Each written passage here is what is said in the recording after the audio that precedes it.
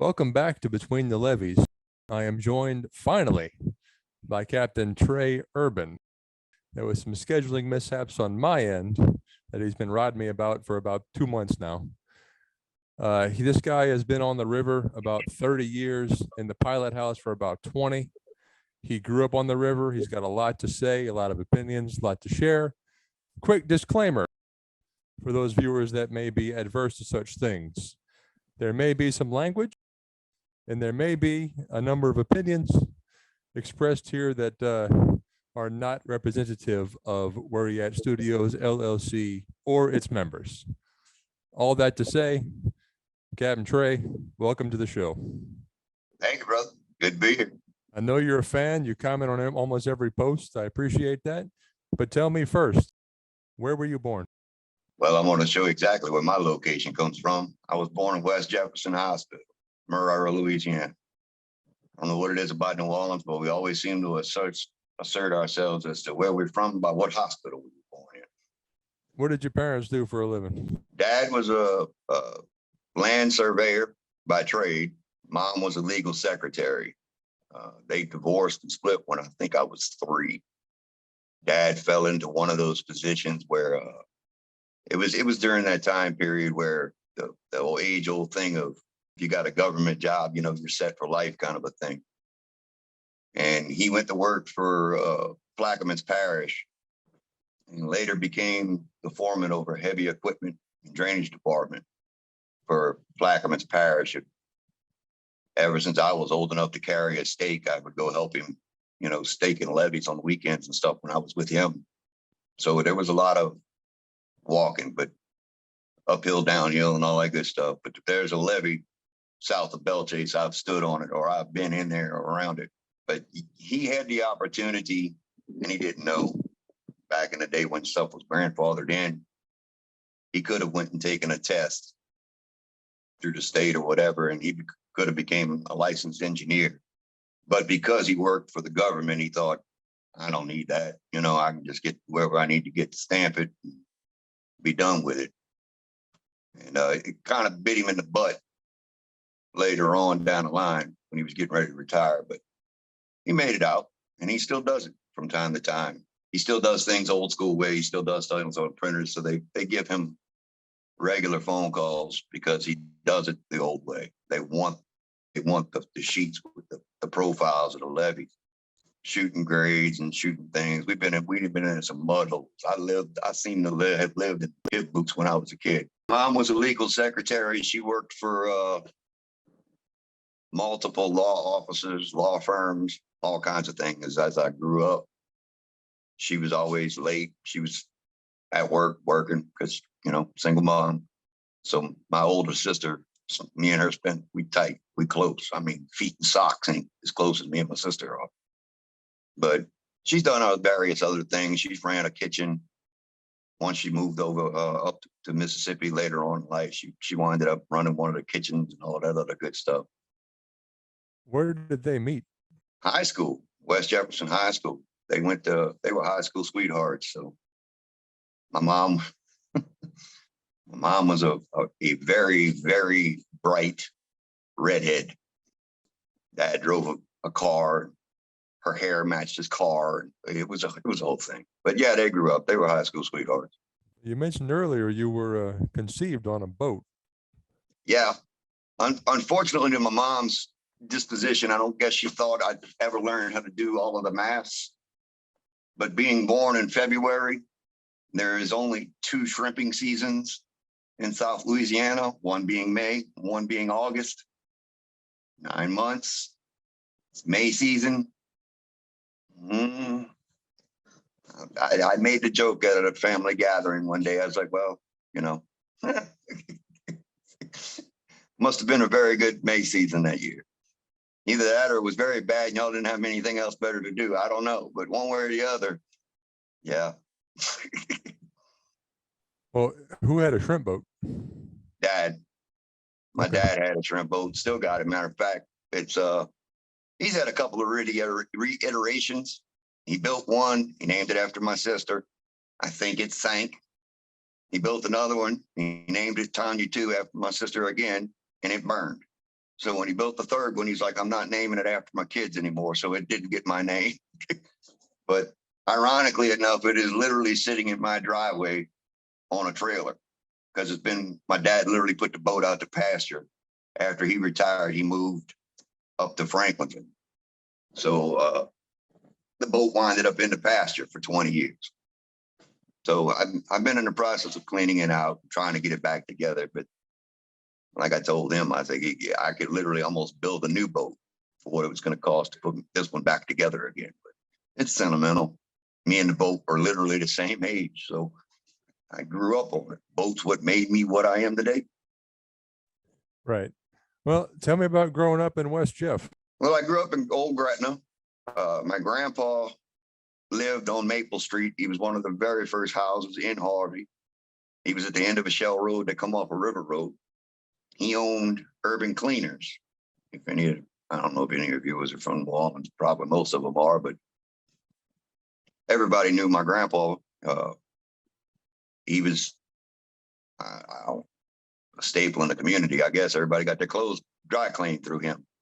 So everybody came through the door, one shape, form, or fashion. Mom lived in Gretna, in Old Gretna, and Dad lived. When they split, Dad moved into the camp down in Happy Jack, which is in the old village on the west side of Port Arthur. Not Port Arthur, Port Sulphur. Good Lord. Back where the old sulfur mine was. So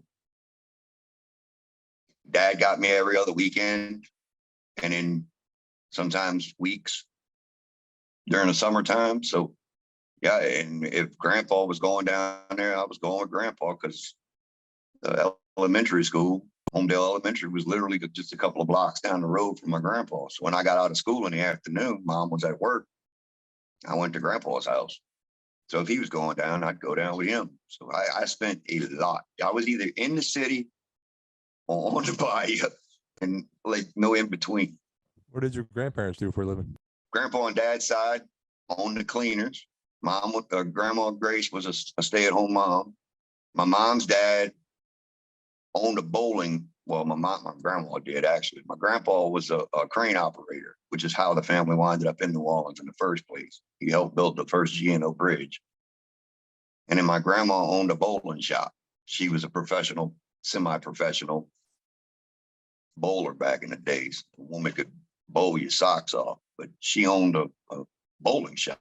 They made bowling balls and drill holes in bowling balls and all of that good stuff, uniforms.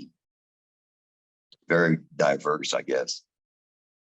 Well, were you drawn to anything in school, and did you have any jobs growing up before you got into the industry? Trouble. That's what I was always in trouble for something. Yeah, band. I was in band. I played football, loved playing football, hated baseball, which was ironic. My dad loves baseball, and he's all right. He can give a care less one way or the other about football. But yeah, I played ball in school all the way up, Little League. I mean, we call it ear hole football. We were so little, the helmet just sat on top of our shoulder pads. We could turn our head sideways and look through the ear hole. Yeah, West Bank Championship, we won it. We played against in the city for the city's championship. Went to the All-Stars in football. I think 6 of us went to All-Stars. 3 of us winded up in the NFL. So yeah, it's that's sports. It was always something to do athletically or sports. If I could get into it, I could get into it. Did a lot of hunting, fishing with Dad. So always outdoors. I didn't have much for use for books. My wife is the book reader. She's the intelligent part. I stay out of that. Was college ever in the cards for you? So I signed up. I went in the Army right out of high school. In 91, my mom decided to move me to Mississippi. And you want to talk about a culture shock. I was so freaking pissed because she moved my ass to Mississippi because I was dead set. My whole family had gone to West Jefferson High School. It was just a thing, I guess. Looking back, I was an idiot. But I wanted to go to West Jeff. I wanted to graduate where the whole family had gone. And she moved me literally the year before I was going to West Jeff to get me out of all the crap that I was in on the West Bank to begin with. Winded up in Mississippi, had to shuffle back and forth a couple times between her and Dad during the course of this. And then I winded up having to go back to Mississippi to graduate. With between all of the hectic and the heyday of the family stuff that was going on, I signed up, joined the Army, I left for boot camp, winded up hurting my back in boot camp, face planted in the dirt. Come to find out, screwed my back up. Army didn't want to pay for it, so they medically discharged me. But I'd gone in as a 67 Victor, which was supposed to be an observation scout helicopter repairer at the time, which meant that I was going to try to pursue somewhat of a dream of flying helicopters for the guys offshore. Yeah, well, that dream turned into a really big fantasy to begin with. Didn't have 20/20 vision, so technically you can't fly. So I found the loophole, tested really high on the ASFAB, had a whole choice of stuff that I could have done, but I picked that one because the scout helicopter only had 2 people on it, and you had to fly with the helicopter at all times. So I was kind of a co-pilot thing. I would get stick time no matter what. But I came home broke, and I do mean broke, not money-wise, physically. Didn't know what I was going to do. My stepdad was jumping down my throat that I needed to find something to do, and called my old band director up there at the high school, and he's like, "Let me make a phone call," you know. So he called Mr. Rawls up at PRCC, which is a community college in Poplarville. Rawls said that he's like, "I got one place open left. Send him up here." I'm like, "All right." So I drove up to Poplarville, filled all the things, and did the test, the whole 9 yards, and I winded up making it. And I was in college when the family went to crap again. That must have been in 96. Yeah, that was in 96, because that was probably one of the worst weeks of my life was in that year. Winded up, they got in a, I don't know, it was a bad situation at the house. And I winded up at my sister's house in New Orleans, back down here on the West Bank. Prom was coming up. I go to Dad. I got money for prom to go back to take my date to prom. Coming back, best friend of mine met me at the bowling alley. Dad was at the bowling alley. Leave the bowling alley, coming home, back to my sister's house. She lived in Woodmere, crossing the Lopalco Bridge. Coming down to the Lopalco, well, my best friend was supposed to ride with me that night, and I told him, don't leave your truck here in the parking lot, because it was old Don Carter's, not a very reputable neighborhood to begin with. And he's like, "No, I'll just ride with you." And I'm like, "No, just go roll your windows up. It's raining." He left the windows down in his truck. So when he walked off, I drove off and left him, which means he had to bring his truck. He was following me that night. Come down the Lopalco Bridge on the west side of it, and some dumb ass stole a pickup truck, come off of Destrehan Avenue, and literally didn't yield and went straight across. And I hit him. He was airborne. I don't remember any of the accident. Totaled my car, hospital bills, injured right hand, shaved head, pretty nice little scar, 4 permanent teeth blown. So I lost college scholarship, car, girlfriend, and life as I knew it, all in a week.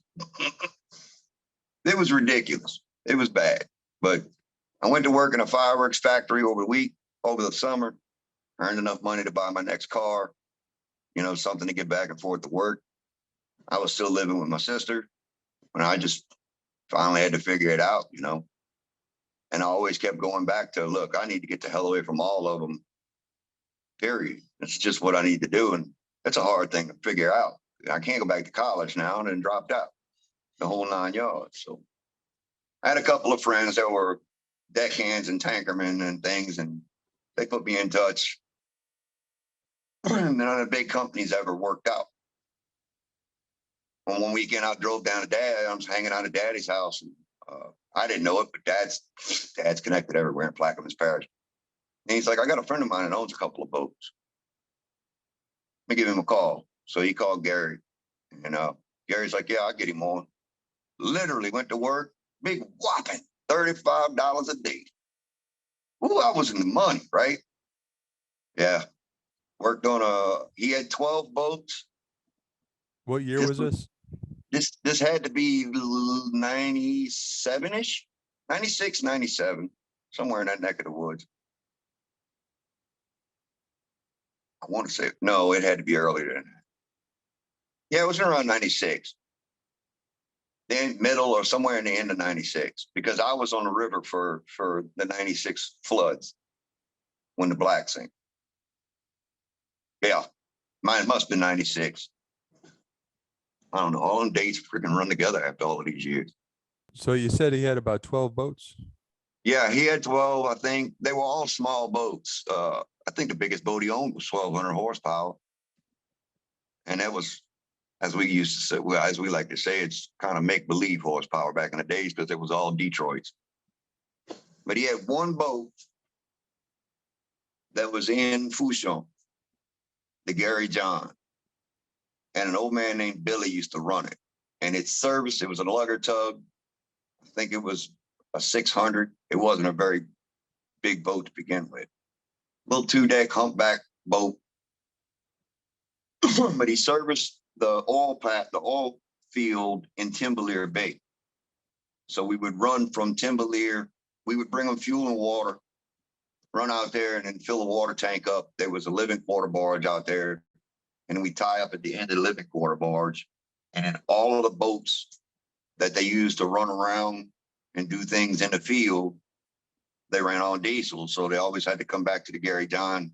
We had a fuel system on the boat. So I had to learn a whole new thing, how to pump fuel to somebody. They wake you up at all hours of the night. Hey, I need some fuel. Run them tickets in the whole 9 yards. I got introduced to Cooter. Scared the crap out of me because, he's the size of a small freaking black bear. Yeah, it was an interesting time. But being over there, Gary always, if there was a rig move or if there was something going on in Timberleer Bay, he always had to hire a boat to go work them. And he's like, I got boats tied up in Venice and I could send them over there, but it takes them forever. And the companies didn't want to pay the money because his captains would take the boats from Venice and come all the way up the river to Algiers, go all the way over, and then back down by Lafayette. It takes forever to go that way. I said, why don't they just go across the back? He's like, none of them know it. I said, well, I do. So he paid me captain's pay for a week to do nothing but drive the boat, each boat, back and forth from Venice over to Fouchon. And I'm like, we used to do this all the time in the shrimp boat, or whatever. But the Southwest Louisiana Canal, and I can't even tell you the name of the channel anymore that runs up behind Grand Isle, but there's an old channel that runs back there. So you just run across Barataria Bay, hit the channel and come up and get in the Southwest Louisiana Canal. I said the hardest thing is going around the wells right there by Leeville Bridge. But I stayed with Gary a couple of months, I think, just to kind of get my feet wet. And I had a friend of mine that was working for Compass. Familiar name? Compass Dockside. Yeah, Eddie Conrad. He worked on the Georgie, and he's the one that got my name thrown in the mix with Keith Gelvin, and I did an interview, and I wound up leaving. And I went and worked for Compass, and we did RV runs. They loaded the RV. We had the RV barges at the time, but we'd load the barges with RVs in Algiers Canal, and then they would stop in Lafitte. They would stop at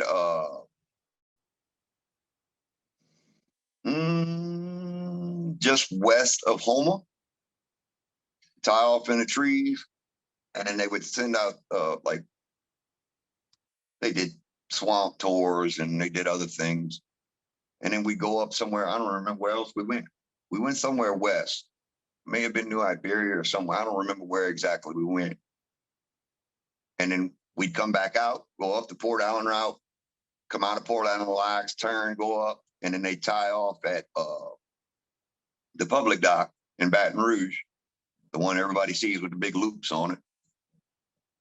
And then we turn loose from there after a couple of days and then go down and tie off in New Orleans. And then they'd spend a couple of days in New Orleans. And then we come down, make Algiers locks, go back to Algiers Canal, and then offload all the RVs. And it changed out. You know, we sometimes had prowler campers. We had one trip a year that was nothing but Prevosts, nothing but buses, big buses sitting across the boat barges. We're like, man, the buses on the barges will work more than the boat and the barges together. But they were great. It was good. I remember that was definitely 96 because the river was up like crazy that year. It stayed up because they were old, empty red flag barges that they laid concrete over the top of. And it was more spoonbill rakes. So we tie off on the upper dock, on the public dock at Baton Rouge, and the gangway went down to the very upper section of the freaking, dude, we held on about 50 feet. We had the thing wired in with more wires than you could count. And that's all. 600 and 700 and something odd feet of tow. The boat was actually hanging down almost about 100 feet above the casino. And we're always hanging almost 50 feet. It was a lot. But I remember it because KW was the old, he was the pilot. And he used to jump back and forth between the Miss Georgie and the Delta Queen. And man, that hitch was crazy because it was so high. Friday night, was it Friday night? Must have been Friday night. Scared the crap out of us. We land on the dock, we all sit there. And that unmistakable bam, where the whole boat shook. Like you just know something broke loose. We was all jumping out of our skins trying to get up on the barge. Come up to the push knee and we walk through there's a gate, you know, with a generator running. And when you come up the push knee, couldn't see anything. It was like it was shut out fog. But it wasn't fog, it was steam. It was the Delta Queen. St. Francisville, they used to take the Delta Queen up to St. Francisville and tie it off at the St. Francisville ferry, and that's where they would ferry people off to go do their tours and stuff. But the ferry landing was flooded. So KW, being our pilot, he called, he saw the boat there, and he's like, hey, can I land on y'all? Yeah. Well, when the Delta Queen lands, she lands. Boom. And when he hit, they caught the first line, he blew off the steam. Well, the steam comes out those back windows in the old boat. You couldn't see anything. It scared the living crap out of us. It happened to be Memorial Day weekend. So this is Friday night. Saturday, we have a normal day. Sunday morning, we wake up again to boom, boom, boom. And I'm talking about boat rattling because they shot the guns off on the USS Kidd, which is right next to it. I'm like, man, we got to get the hell out of Baton Rouge. It scared the living shit out of us. It was crazy. But it's something you don't get to see everywhere. You know, I don't think they even do the barges anymore. I know they don't do the barges anymore. Hell, they even tied the hotel barges up. But yeah, we did that for most of the year, and then half of the year we did freight. So you had to keep the boat up for the most part, you know, because you were running freight. And that's what we did. We tripped 6-packs from old Orgal Fleet, which is right there above Algiers, with Zito, Algiers. Trip them through Algiers, industrial locks, and then over to Gulfport, Mobile, and Pascagoula. And that was the introduction in the tow building, just breaking and making and breaking and making and breaking and making and breaking all the time. And that was all on deck, huh? That was all on deck. All of it was on deck. What was, I guess, onboarding and training back in that day? There wasn't no such a thing.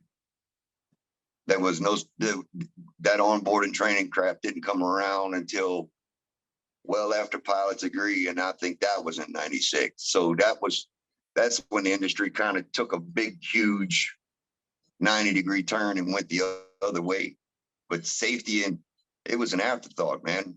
Like steel toe boots, yeah, sometimes, mostly.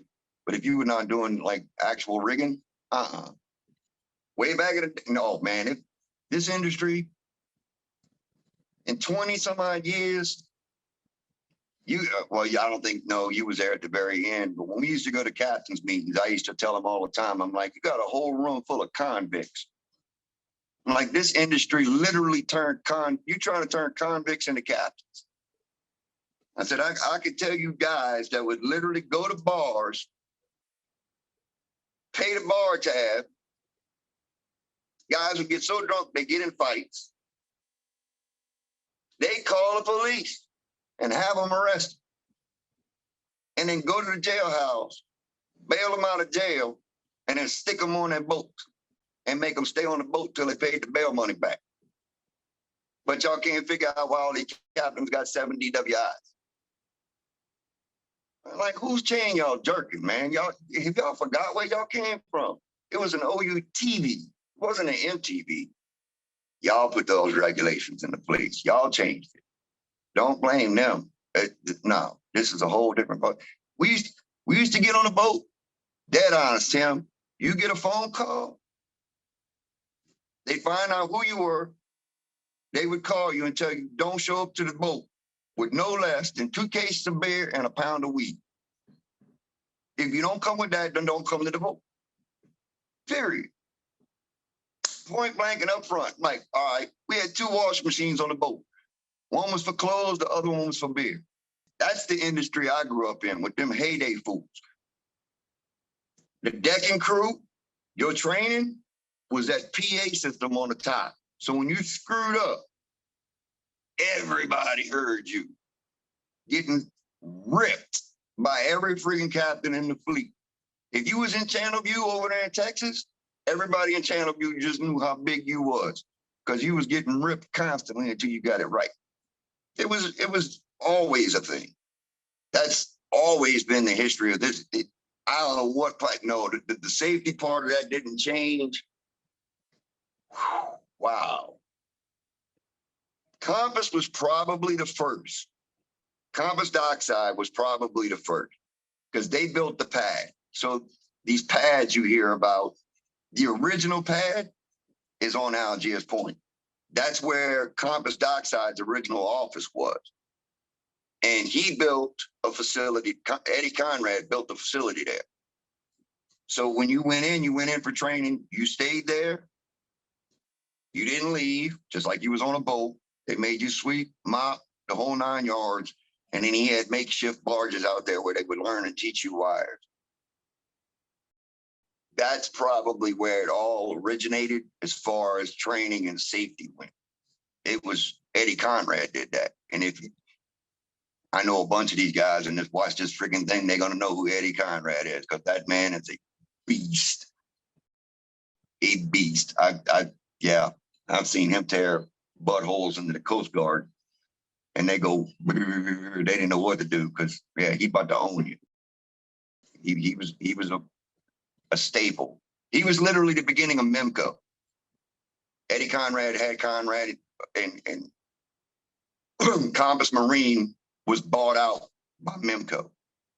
But what MEMCO guys didn't know was that MEMCO started off as METCO. So you had Marine Equipment Towing Company, which was the boats, and then Marine Equipment Management Company, which was the barges. When eventually MEMCO incorporated METCO, and then they used the boats as collateral to build the new barges. And that's when they had the new double skin barges and they was fairing out the single skin barges. And that's when MEMCO took off, like really, really big. But that's how they winded up being bought out eventually by Electric Fuel Corporation, which was the EFC barges. You see all of these numbers on barges all the time and these prefixes, and that's where they all came from. But because MEMCO had so many contracts with Electric Fuel Corporation was like, it's cheaper to have them in-house than it is to keep paying them. So they bought the company. And then they just went on down the line. Electric Fuel Corporation got bought out by another one, and it got bought out by another one, and got bought out by another one, and eventually it became American Electric Power. For the longest, there was 2 separate entities. But that's kind of where the stripes came from in AEP, because I learned this from Matt, that it was the conversion of red and blue. MEMCO's colors was I ain't gonna say it because it ain't good. them ugly stripes that Memco had, ugly as hell. Water-based paint, make the boat rust like crazy. It was stupid, but they was trying to be green. And then AP was red. So the conversion of the two red and the blue stripes, that's where it came from. AP was something special. Certain people destroyed it. Backing up a little bit, you said Eddie Conrad brought you on with Compass? No, well, Eddie owned it. Eddie Conrad owned Compass Marine. Keith Gelvin was in personnel. He's the one that actually hired me. And I think he's still working for Florida Marine. I know he's got a boat named after him. Well, where'd you end up meeting them? How'd you get entangled with that group? Like I said, I had Kevin Hamlin, a couple of guys that was working on the deck. They brought me over. I worked for Memco for, I don't remember how long it was. I really don't. I winded up on Laganda. I worked out of Texas City, working the old Coke dock down there, the Amcor Coke dock. And they had a run that was between, it was two boats that worked. The KCC ran from Texas City to Port Arthur, and the Laganda ran from Texas City up to Houston, to Deer Park, Houston. And I quit Compass. Yeah, pilot's agree. I walked off the boat with pilot's agree, trying to help to do something. What is Pilots Agree? Oh, Pilots Agreed was a way back thing. You talk to the guys in the office, they would tell you it's a scourge of the earth. But for so long during them years of OETVs and stuff, they paid those guys enough money to barely keep their noses above water. And that was it. You didn't make it, and there was no regulations as to how many hours you can drive or keep you on a boat. They threatened you with your job. There's a similar pastime to that. If you didn't do it, if they told you, if you had an 800 horsepower boat and they told you to take an 8-pack of barges at High River, you took an 8-pack of barges at High freaking River.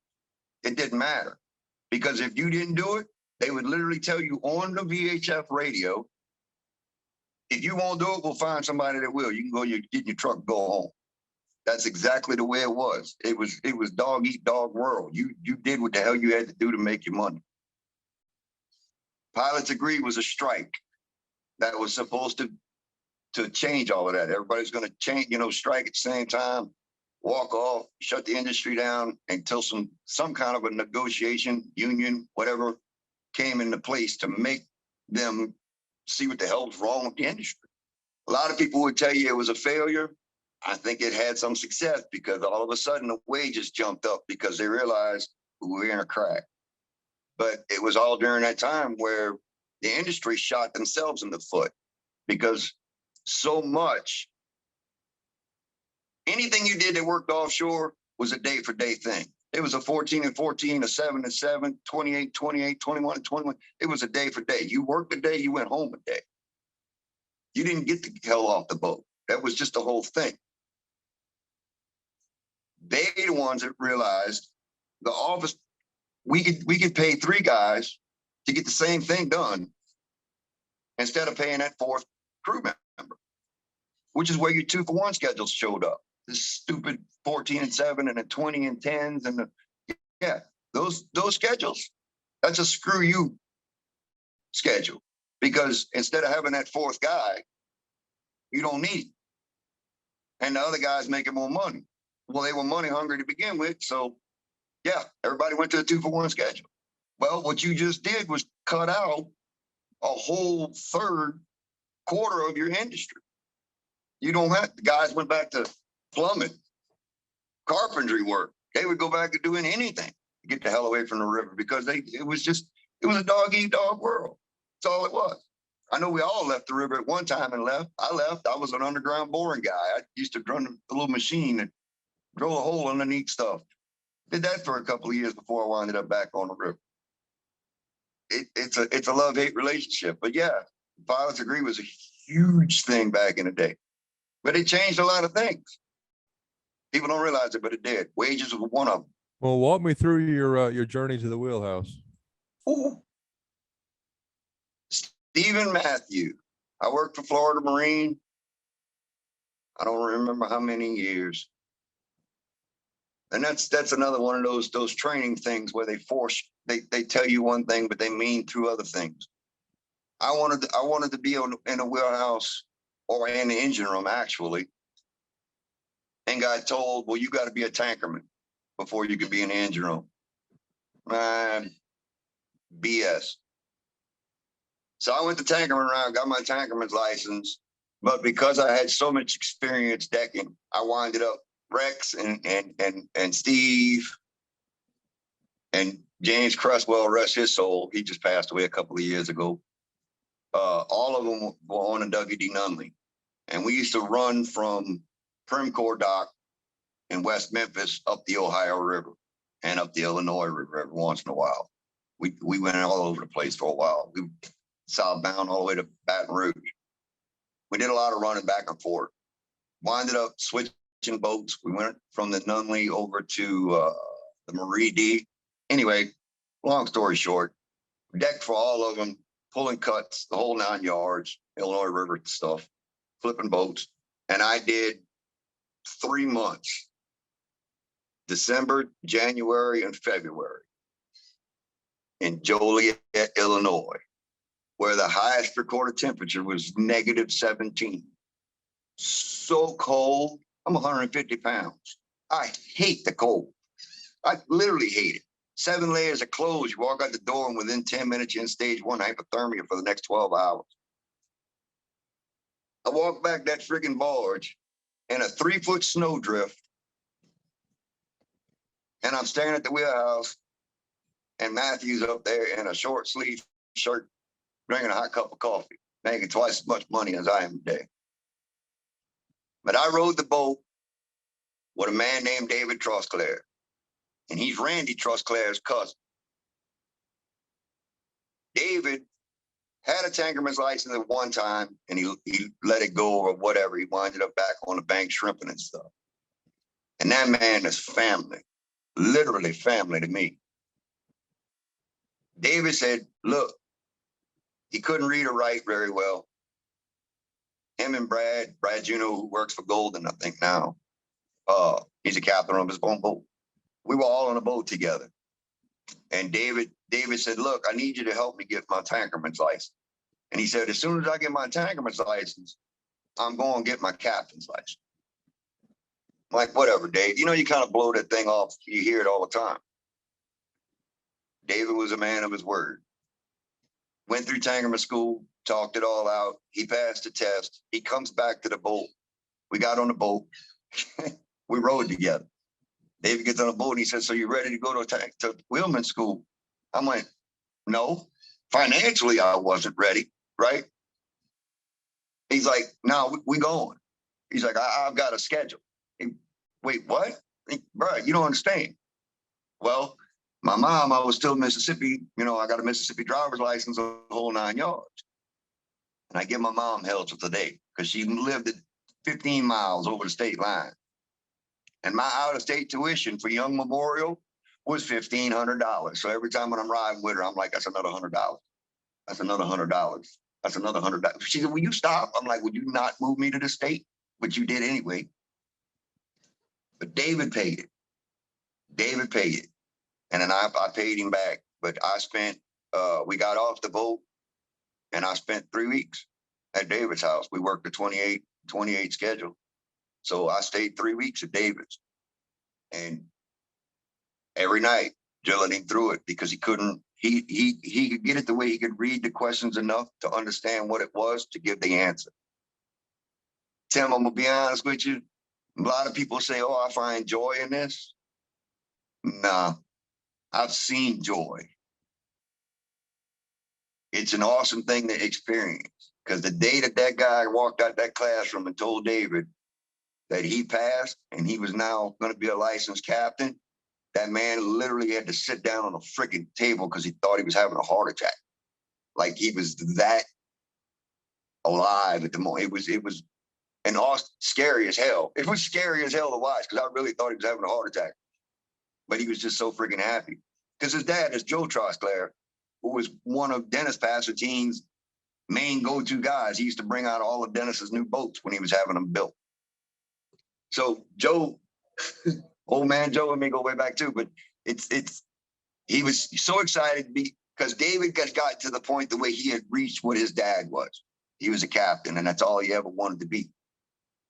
But yeah, that's literally how I got it. Florida fired me on my honeymoon.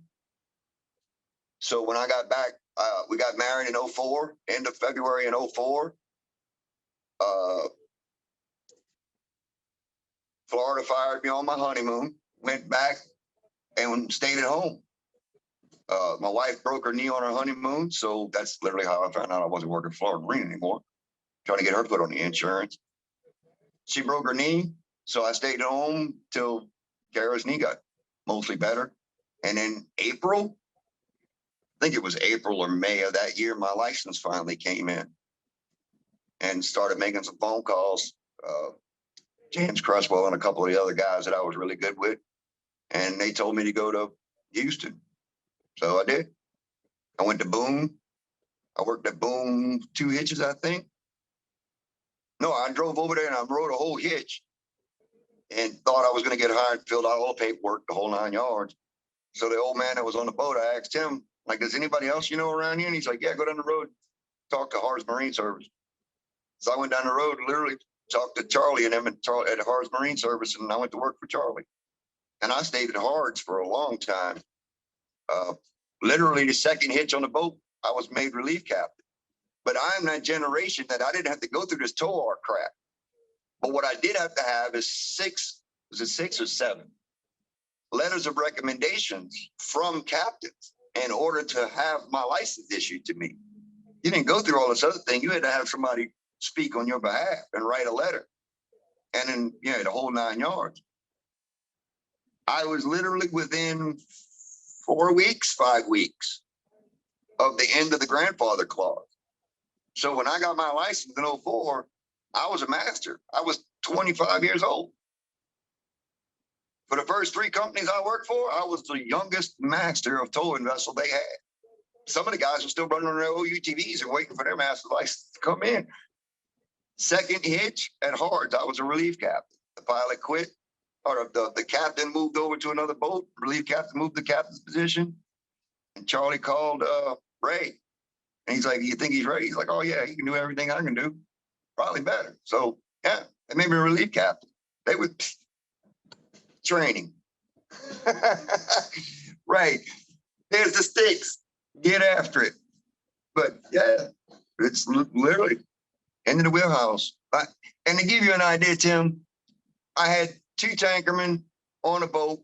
I was on one of the smallest boats, the Captain Craig, which is a little BS 600 horsepower spider house boat. Used to be an old Tesoro Commando. And we pushed a 30,000 barrel bunker barge around Houston. So you had to back that barge in the hot foot bunker dock 2, sometimes 3 times a day with a 600 with no flanking rudders. So you learn real quick, like small boat, big barge, figure it out.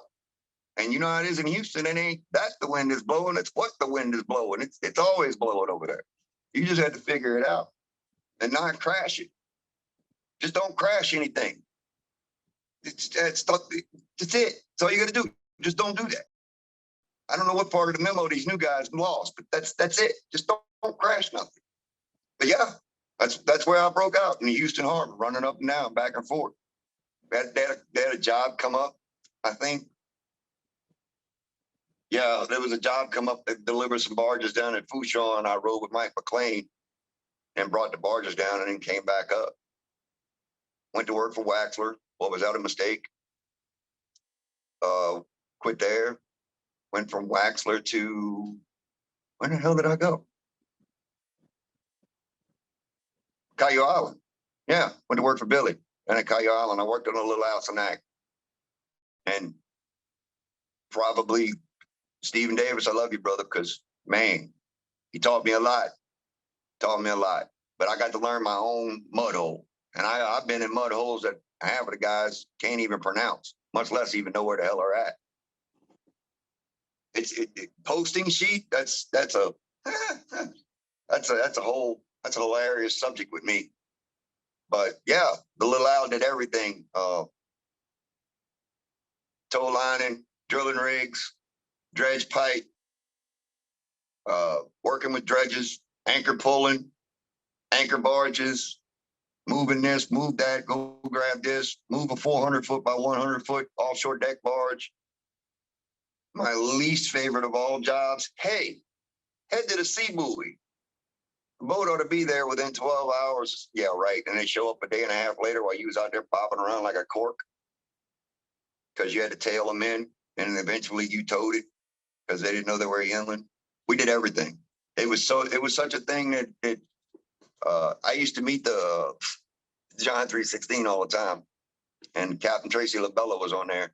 He called me one day to switch over on the radio, and he's like, I got a question to ask. I was pushing a houseboat and on one engine and clutch, and he had to come by me. And the houseboat was smaller than a little Al was. And he said, Trey, I said, yeah. He said, do y'all ever tie anything up on the starboard side of that boat? Yep. He's like, you're the only boat I ever know that uses all four sides. That's why I call you all the time on the radio, because I don't ever know whether you're faced up to something, you're towing something, or you got something alongside. Y'all, all four sides. I said, well, you see the strings hanging like the tires on the side of the boat, huh? He said, yeah. He said, all four sides get used, including the bottom, because we use it to dig holes. But yeah, when I left Cayo Island is when I went to AEP. And I know that was in 2009. I met you 6 years later. So I guess walk me through joining AEP and then departing AEP, and I guess we'll go from there. Yeah. Got hired on at AEP. I called Matt Lagarde, good old friend of mine. He's known me since I was a kid, truck clubs and all of that good stuff. Matt knows me, the bad side of me and the good side of me. Called Matt. Matt got me set up with Sean Dozat, and I went in for an interview, and Sean hired me. And I was on the safety spirit, I think, to begin with Denny. Denny Palmer was the captain on the boat at the time, I think. And yeah, that's what we did. He hired me literally to run six packs back and forth between New Orleans and Houston. And that's what AEP was trying to get into, was trying to get their contracts back out of the canal, which worked. Eventually we had 4 boats going in. Funny thing is, we were sitting right up here at Dockside Fleet, matter of fact, on a Spirit. Denny will tell you, because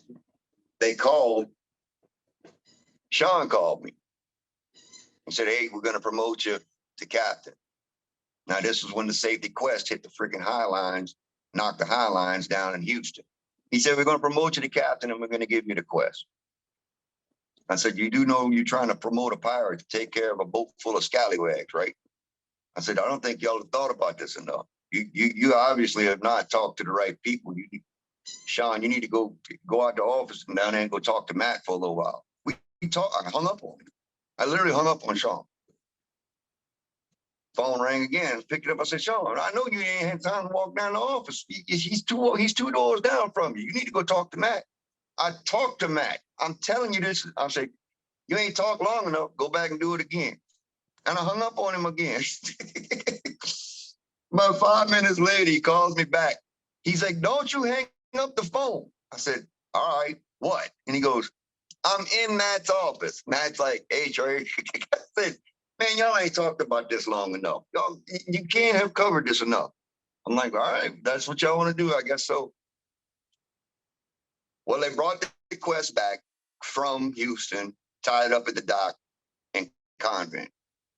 They took the crew from the quest. That's when you showed up later on. But they put the crew from the quest on the Safety Star, which was a brand new boat running in Mobile. So I got a captain's position on a boat that I wasn't supposed to go to, with a crew doing a job that was a brand new thing.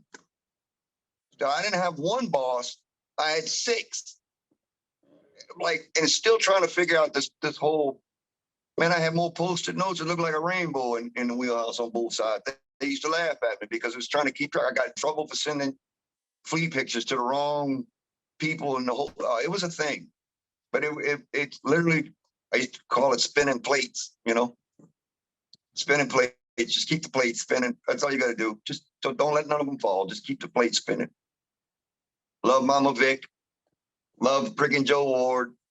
It was always an interesting conversation later on because started the job, me and Danny Snyder and John Wayne Bowman and a couple of others, but we all did the safety stall. Homer was over there running the safety runner.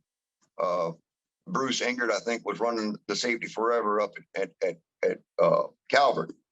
So there was a lot of communications and a lot of trying to figure stuff out from one to the other. But Bruce was dealing with them, and dispatch.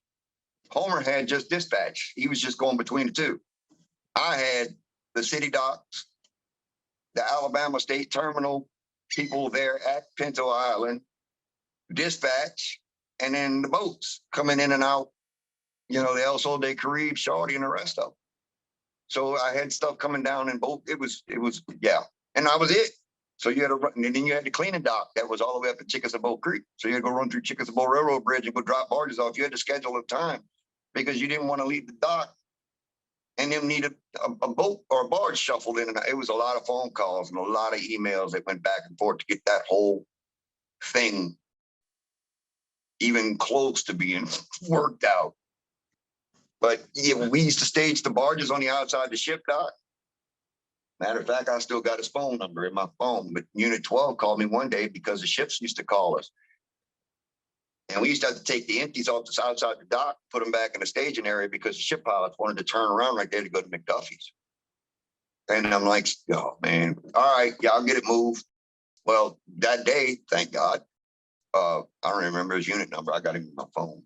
But he called and he's like, hey, what channel you got? So I told him, he switches over. He's like, do y'all have permission from that dock to put those barges out there? And yes, sir. He's like, they don't stick out further than the cranes do? No, it's only 3 barges wide. He said, don't worry about them barges. You leave them right there. He's like, as long as you're working for them, they ain't got no business. He got a turning base and he can go up there and turn around. He just don't want to back that ship down. He's like, I'll call you back in another 5 minutes or so, 10 minutes or whatever.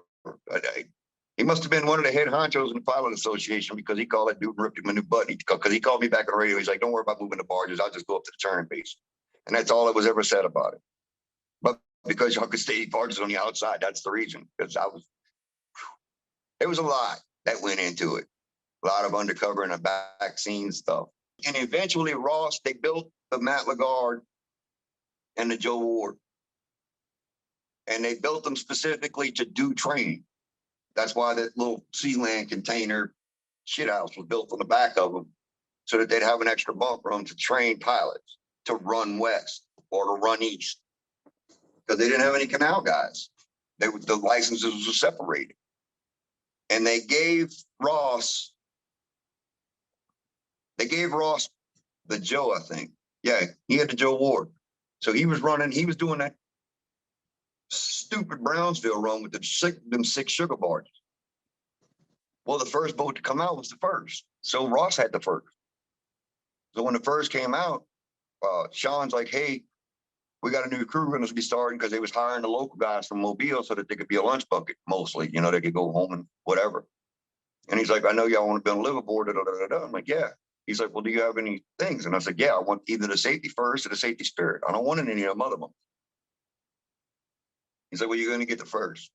I'm like, woo, great. I get the old dog. I like it. I don't like these new boats. These new boats suck. Every time something breaks, it broke. Yeah, you wind up with Mario Bird in the engine room with a fidge stuck in a fuel tank trying to hold the fuel from coming out of it because the pipe broke. Why the pipe broke? I don't know. Maybe because y'all welded them all the way around like dummies. But you ever get Mario on here, ask him about it. He'll tell you, I was knee deep in fuel. All of the craziness that went on with a new boat. It's always something. The runner, when the runner bent its rudders, yeah, that was a thing because they put the bolt in the wrong place and bent the bolt like this around the back of the rudder. Couldn't find one to fit it. They had to cut it and move. It was a whole thing. Even after they blew it up. See, I know the guy that got blown up on the boat because I was out here on the boats. But yeah, I winded up with the first. I winded up with the old Warhorse. And it was a thing. I ran everywhere and anywhere. Like if they had a problem, they were sending me. They were sending me everywhere. I went from The big thing they used to always get on to me is I had 2 spill kits. Why you got 2 spill kits? You only need 1. Well, because the Joe, the first was still wired for the bow thruster. They left the bow thruster. They just took all the stuff out of it. So in case something happened to the Joe, and I had to go get the Joe, because that's who was going to go get him, I had to go get it. So I had to be able to plug all of his stuff into my boat. But I had a spill kit, an extra spill kit on the back of the boat, just for the Mr. Wally, which was the bow thruster. Because sometimes you put it in the fleet, you had to take all that stuff off, or they would put it on a boat the way nobody would steal it while it was in the fleet. So I always had an extra spill kit.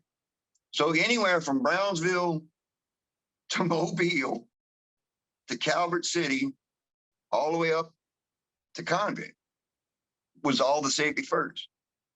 And that's literally what we were supposed to just run from Houston to New Orleans. But you know as well as I do, Michelle Champagne and James and Darren Chambers, we used to joke about it. I used to call him Mama Vicky and Papa Joe, because it was like having custody papers. Whoever wound up on weekend duty, if we was eastbound and we come through Algiers locks, whoever had weekend dispatch duty, custody papers got stole. I wasn't going back into that ditch until Monday morning when everybody showed back up. And Joe's like, "Where's my boat? Why is he?" Yeah, they used to strap the hell out of them. 15 barges, just put them on there until it goes backwards and then take one off. But I've been up the river with 14, 9 loads, 2, 3, 4, 13 empties.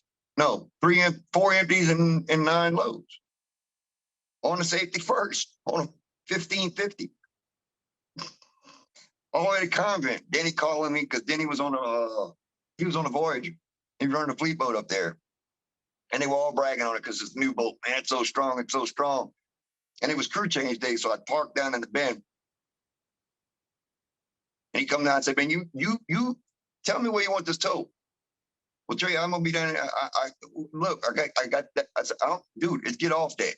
It was crew change day. I'm like, "You either come get it or I'm tying it off in the trees. You pick your poison." "All right, we're coming." Then he comes down there with the board and he faces up.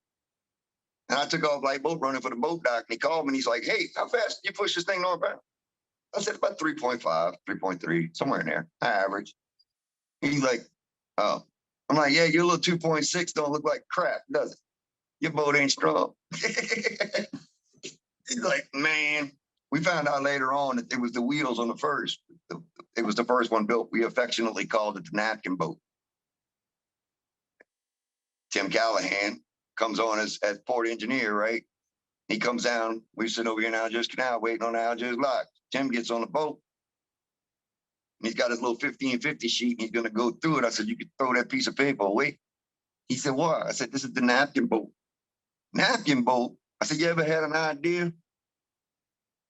Wrote it down on a napkin when you was drunk in the bar? You got home and you built it? Didn't look anything like the shit on the napkin?" He's like, "Yeah." I'm like, "Y'all got drunk in the bar and wrote the safety first down on a napkin, gave the napkin to the shipyard and went home and slammed the drunk off. This is the napkin boat, bro. Nothing's gonna fit. Yeah, it ain't gonna be the same." "Oh, no, it don't. Different wheels, different oil tanks, different thing. The whole boat was 8 inches shorter. I don't know where they lost 8 inches of steel, but they did." Matt told me later on that when he went to pick the boat up, it was really a nightmare. They didn't even put a dash in the boat. It was just the 2 steel beams coming up to hold the sticks. That was it. The windows that was on the side of the wheelhouse was in the front.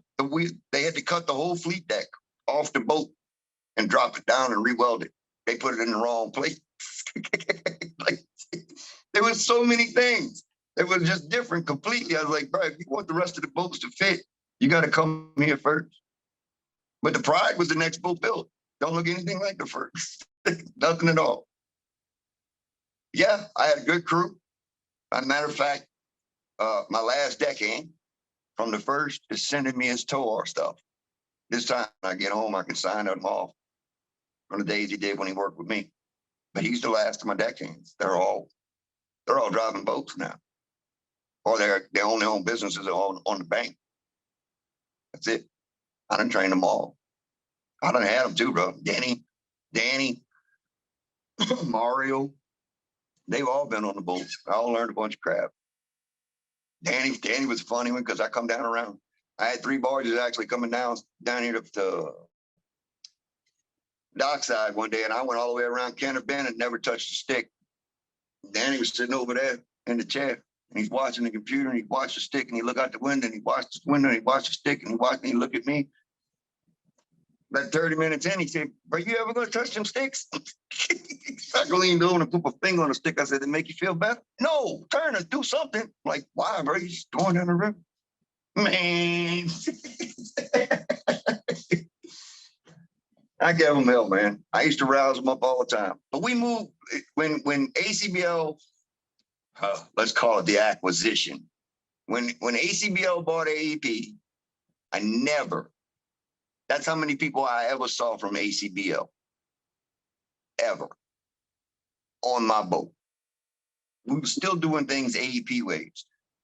So far, so much that that's what they fired me over, was 5 pilot house watch change lists that I signed but didn't fill out because I didn't know I had to fill them out because I didn't read them. But the first was up for Coast Guard inspection and a SIRE inspection, all in the same, because it was all done at one time. And they don't like, the SIRE inspections don't like to see breaks in paperwork. So it all has to match. The boat had been in the same company all this time. So I had taken the AEP stuff and blanked the AEP stuff out and then used it so that it would look good on the SIRE inspection. And then the week of, ACBL decided to send us the things, and I signed it, but I never filled it out. But that's what they used to get rid of me. Well, where'd your career take you after that? Home. That's where it took me. ACBL fired me 10 days before Christmas, when the contract that I'd worked long and hard with Vicky and the rest of them in to get the contract for that 1 barge tow to run from Pascagoula up to Styrenix. So the first was on it and the Matt Lagarde was on it. And worked my butt off to get the damn contract lined out and all up through the whole 9 yards. Like, I talk to them guys, these people all the time. Like, it was a thing, because to lose it, to watch my boat run around for the next 3 years with 1 barge, just still hurts my nerves every time I see it. But I stayed home. I stayed home for a whole year. I didn't care. I was like, "Are you gonna go?" "Nope, I ain't going back. I'm taking a break. I'm done." I was burnt out. I became the designated shuffle boat. So I literally didn't, for a whole year, I didn't go south of reserve and no higher than Darrow. That was it. I touched 60 plus barges a day. Keith Darling and the rest of them couldn't figure out how in the hell, technically rated on our tow move per day sheet was a 1,200. How we move more barges than line boats going up the river with 45 barges. He's like, "How are you staying at the top all the time?" And I've moved 33 of them up from Armont all the way up to Shotan. Like, ship pilots like, "Have you lost your damn mind?" "Not yet, but it's getting out. It's halfway out the door." Well, we moved all kinds of stuff. It never stopped, Well, what brought you back to the river after that year off? The wife. The wife, like, "You got to go. No. I love her to death. Wouldn't trade her for anything in the world." She's like, "I don't know what I'm going to do when you retire. We both going to have to go to the grave because I'm going to kill you." Yes, ma'am. But no, eventually, Terry worked for AEP at the time, and he was one of the line boat guys, and he became a port captain. And I saw somewhere they were needing somebody, and I called him, out of the blue one day and said, "Hey, and he's like, "Yeah, come fill in an application." That's I wound up here. And I've been here since 18. So the buyout to 18, I was at the house. I became a mercenary. That's what the M in my license, the MTB stood for, was mercenary for hire. And I went to the highest freaking bidder. You gonna pay get me off of this couch. But I got friends of mine that own company, that own boats. So one of them works at the salt mines down there. So it's literally 20 minutes from my house in Lafayette. I just run down the boat, go run the boat, do whatever needed to be done. Stay there for a week or so, just so fill in so somebody could go home and then come back. Or go run one of the dredge boats, pull on anchors for a while. I really need to go back out there again and sharpen up some of my string, my back there string work, because it's been a while since I've done it. But yeah, I'm a dying breed, brother. They don't make them like me anymore. It doesn't matter. If it floats, it's mine. I got it. It could be a bateau or it could be a push. I don't care. We're about to get it done. It's just get out of the way and watch my smoke. It's always been that way. And shrimping, it didn't matter. Dad called me and go night rigging with him. He liked it because I stayed up all night. The one thing he hated about me was I slept all day. But hey, boy, get up. You're sleeping all day away. Like, I got to drive the boat all night, knucklehead. But yeah, it's a thing. It's a thing. But I ran, man. I pushed the crew, kept them safe, pushed the crew all the time. All the time. It didn't matter. Pushed other crews big time. I wanted them to live up to the standard. You know what I mean? Like, when I hurt my knee, I tore my meniscus in my right knee, and I came back to the boat. This would be a comment story for you. Back the truck up, the crew truck up right there at the dock, the convent. And my bag was in the truck, and I've got a cane and a brace on my knee. And the guys were making fun. Look at old man Trey, man. He got his cane out. Man, I'm like, oh yeah, y'all about to get it. Yo, all right. I see how it is. And I carried my bag all the way to the boat. Threw it up on the fleet deck, went about my business. I let them talk. Just whatever. Because they all knew me. I knew it was good ribbon and fun. Ironically enough, in that same 21-day hitch, some FCF barges came in. And I think they was 12 of them down on the lower on 21. And not a stitch of rigging on them. It was all soft line. And Jay and them, they've been putting it all. Jay and Jim and everybody been putting it all. Nobody wanted to go down there and build a damn toe. One time I'm running back in the river doing a shovel shit. So one night I just dropped the toe off in Belmont, and we was hanging out for once, taking a little bit of a break, wasn't a lot going on. Jay calls me on the next step. He's like, "You busy? What you doing down there?" I said, "Nothing. Finally, nothing. You want to help?" Like, yeah.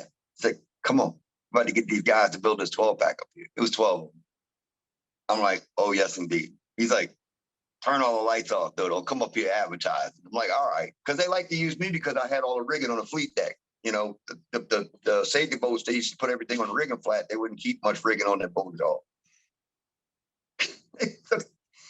I go up around the corner, Mario Bird and all of them's up there with the legend, and they all whine, "Man, we got to do it." By that time, I turned all the deck lights on the boat, lit it up, and they were like, "Oh, no." Like, y'all about to get broke back into this non-winch using. Well, come on up here. No. You know that knee y'all was making fun of? Y'all come back here. Y'all come get it all off the boat. Towed it out there. Towed every piece of rig. I don't want to see one of y'all leaning on the Coleman either, taking no damn break. We didn't get no breaks back in the day. Y'all gonna tow every last. Do it at the end of that. That was it. That was it. I never carried my bag again, ever. Backed the truck up and opened the door. If they was coming up the hill, whoop, somebody grabbed my bag and it was back on the boat before I even knew what happened. Where'd my bag go? It's like, we ain't told no more rigging, Cap. This is bull. This is bull. Man, I'm like, y'all have gotten babyfied. Y'all got used to winches. We pushed them old woodbridge barges, I said, man, stationary was a nightmare.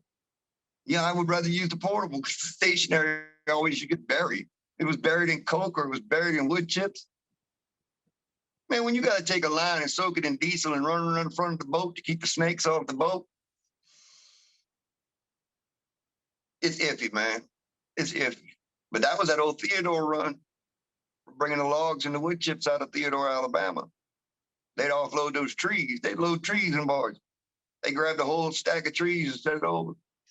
And they emptied the barge, and the last two scoops that come out of there looked like spaghetti. It was nothing but snakes. All right, we're outnumbered. Nope. Put the line across the front of the boat. We soak it in diesel just so the snakes wouldn't cross and get on the boat. Lots and lots and lots and lots of stuff, man. Always in the weird ass places. Well, if you hadn't told me already, if you can even answer this question, what's the craziest thing you've ever seen out there? Wow. That's a long list, Tim. You went to Brightfield hitting a Riverwalk? That happened. Barge breakaway at 96 out of Upper St. Rose that took out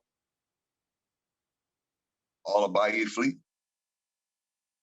We winded up with a block of 40 some odd barges off the freaking 5 foot off the Luling Bridge. One that you could, a 9-pack of barges that you could literally walk off the barge onto the judge's back deck. Man, it's a lot. A lot. Craziest. Dragon dredge pipe, they got lost at the mouth of the river. I'll give you a good one. 3 boats making a canal wide enough to put a drilling rig in. We've done that too. Canal was 52 foot wide. Drilling rig was 54. Canal's 56 now. We dug it. 3 boats on the head of the thing swinging. Weirdest one probably was the one when I called my dad and I said, man, you ain't gonna believe what they sent me. But it was after Katrina. Katrina's a whole list of stories. I took a dredge across Lake Cotawachi in the Bayou Verret. Called Dad. I said, man, you ain't gonna believe where I'm going. Where? Bayou Verret. What? He said, man, there ain't been a tugboat in there since they dug the levee. I'm like, I know, the levee's broke. We gotta go fix it. 36 hours. 36 hours of backing up and dragging and dredging and drilling and digging and cross Bayou Verret with a bucket dredge on a tow line. Literally had a duck blind 100 feet, less than 100 feet off of both sides. Where these fools go with gator tails, I'm in there with a 9.5 foot draft tugboat and a 250 foot bucket dredge. Oh man, it was bad. Katrina was a whole nother nightmare. Katrina hit it, wiped both ends of the state. I was still working for Caillou Island back in them days. And we ran, that little owl ran worse than the first ever thought about. They ran it like a wet mule. We was one of the first boats on the east side after Katrina. And when I'm telling you that place was nasty as hell, I'm talking about you turned every light on the boat off, running lights included. You didn't want a pinpoint of light because the bugs was so thick. The boat would be black. It would be black. It was ridiculous. Because the refrigerating plant lost all the power, but the meat was still in. So and then all of the refrigerators and everything that they were hauling to the dump is over there. So all that stale meat, oh man, it was bad, horrendously bad. But Blackie Campo, anybody that lives down in Wyclowski, Shell Beach area, that's a name that's gonna stick out like a sore thumb because old man Blackie used to run Retief Fuel Dock in Wyclowski. Been there his whole life, literally his whole life. And we brought the houseboat, Billy had a houseboat, we brought the houseboat down there, and the guys from Mobile, Chalmette, was staying on the houseboat so that they didn't have to drive back and forth. So Mobile paid for the houseboat. We brought it down there, and I ran into Blackie, and I hadn't seen Blackie since I was a kid. And I do mean a kid. I was young. And literally had a pair of shoes and a pair of like those break cap, what do you call them? Like uniform pants. That was it. That's all that man had. He had no clothes, none. House, whole 9 yards, gone. I got pictures from down there. Nothing but the piling sticking up like this. And the sheriff's, and ironically, the sheriff's camp, untouched. Anyway, wasn't even shingle missing. Every camp around it, gone. Oh man, it's Katrina will always take the cake. We did the job out of Vermilion Shoals, out of the Vermilion Bay, about 8 miles offshore, and the heliport and the crew quarters. The boat is 38 foot tall, and the heliport and all that, the crew quarters is another 40 feet above that. There was 2 feet of mud in the living quarters out there. Every wellhead, all 130 plus wellheads were all bent. I've been in a lot of places doing a lot of things and seen a lot of crap. And it's all mostly going sideways at some shape, form, or fashion. Weird, to say the least. It's weird. This has been a production of Where You At Studios, LLC.